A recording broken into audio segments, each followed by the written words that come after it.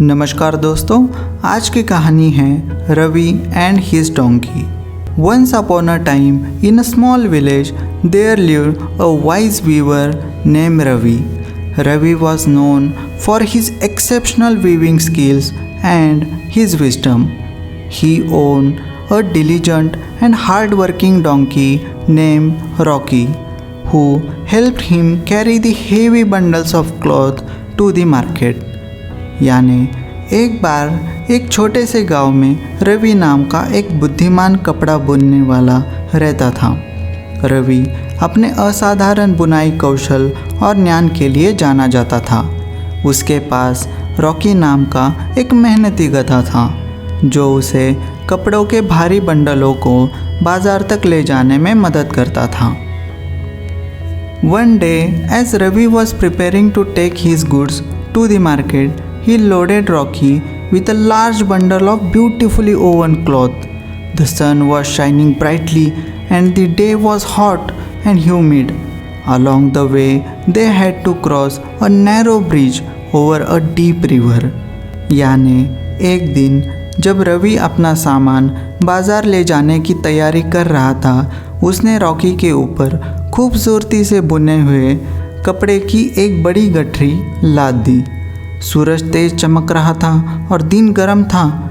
रास्ते में उन्हें एक गहरी नदी पर बने संकरे पुल को पार करना था।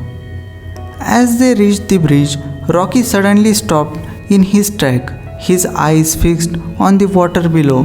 Trembling with fear, he refuses to move any further, fearing that he would fall into the river. यानी जैसे ही वे पुल पर पहुँचे, रॉकी अचानक रुक गया। उसकी आंखें नीचे के पानी पर टिकी थी। डर से कांपते हुए उसने आगे बढ़ने से इनकार कर दिया, इस डर से कि वह नदी में गिर जाएगा।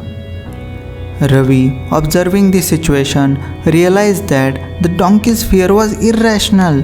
He calmly approached Rocky and said, "Oh Rocky, my loyal companion, there is no need to be afraid.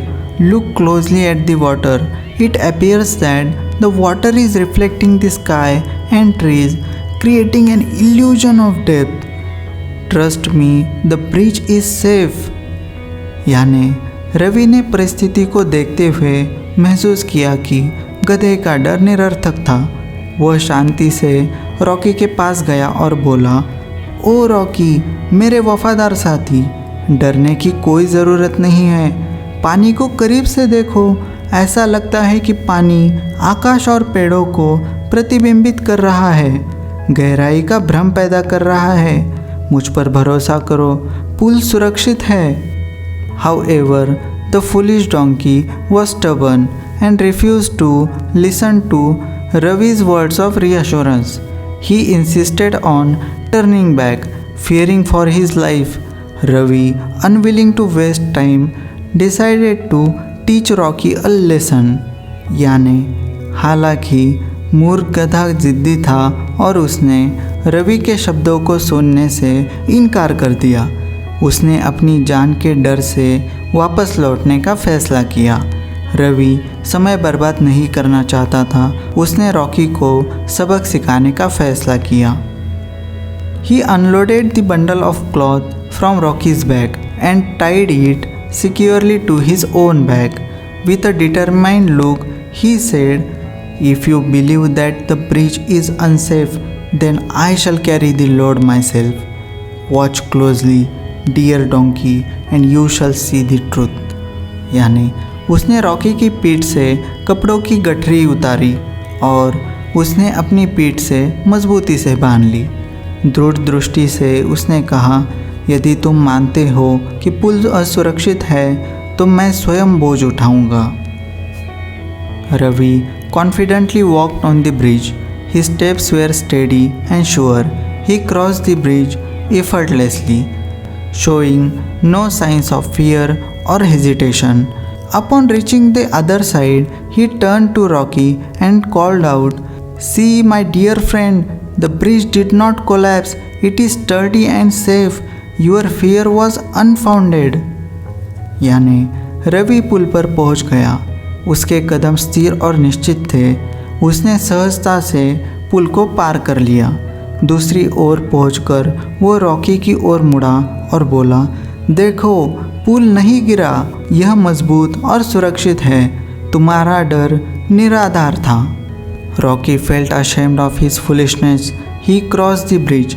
He understood the importance of overcoming irrational fears and not allowing them to hinder progress.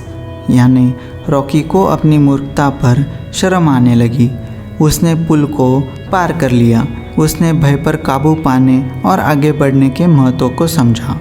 The moral of the story is that fear and irrationality can hinder progress and growth. It teaches the importance of trusting wise and experienced individuals, as well as the need to overcome their own irrational fears. यानी कहानी का नैतिक यह है कि भय और अतार्किकता प्रगति और विकास में बाधा बन सकते हैं, इसीलिए हमें बुद्धिमान और अनुभवी व्यक्तियों पर भरोसा करना चाहिए और साथ साथ अपने तर्कहीन भय को दूर करना चाहिए। तो आज का सवाल है, कंपेनियन का मतलब क्या होता है? ये आप कमेंट सेक्शन में बताइए। तो आज के लिए इतना ही, मिलते हैं अगली वीडियो में, तब तक धन्यवाद।